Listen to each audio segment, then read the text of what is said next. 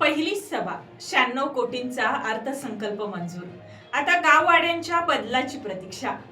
4 वर्षांनंतर जिल्हा परिषदेच्या सभागृहात विकासाचा बिगुल वाजला. पहिल्या सर्वसाधारण सभेत तब्बल 96 कोटी रुपयांचा अर्थसंकल्पाला मंजुरी मिळाली. शिक्षण, आरोग्य, रस्ते आणि पायाभूत सुविधांवर भर. प्रत्येक सदस्याच्या हातात 10 लाख रुपयांचा विकास निधी आणि गावागावच्या विकासासाठी नव्या आशा. पण या सर्वांमध्ये सभागृहात खडाजंगी रंगली. मी ऐश्वर्या पाटील आणि आपण पाहताय टीव्ही नेक्स्ट मराठी.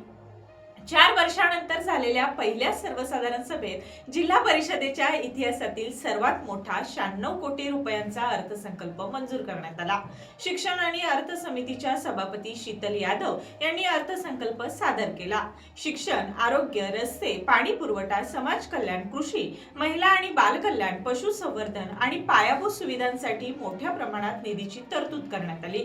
विद्यार्थी शिक्षक साहित्य संमेलनासाठी 5 कोटी, ई लर्निंगसाठी 2 कोटी, शाळा दुरुस्तीसाठी 1 कोटी, प्राथमिक आरोग्य केंद्रांसाठी 1 कोटी 62 लाख, ग्रामपंचायती सोलर करण्यासाठी 70 लाख, पंचायत राज अभियानासाठी 1 कोटींची तरतूद करण्यात आली.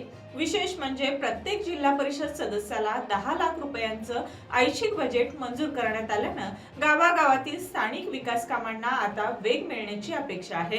याच निधीतून गावातील रस्ते, पिण्याचे पाणी, गटारी, शाळा, अंगणवाड्या, स्मशानभूमी आणि वाडी वस्त्यांमधील अनेक रखडलेली कामे मार्गी लागण्याची शक्यता आहे.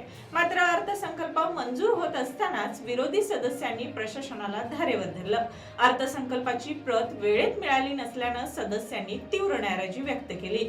बजेट समजून न घेता मंजुरी कशी द्यायची असा सवाल विरोधकांनी उपस्थित केला.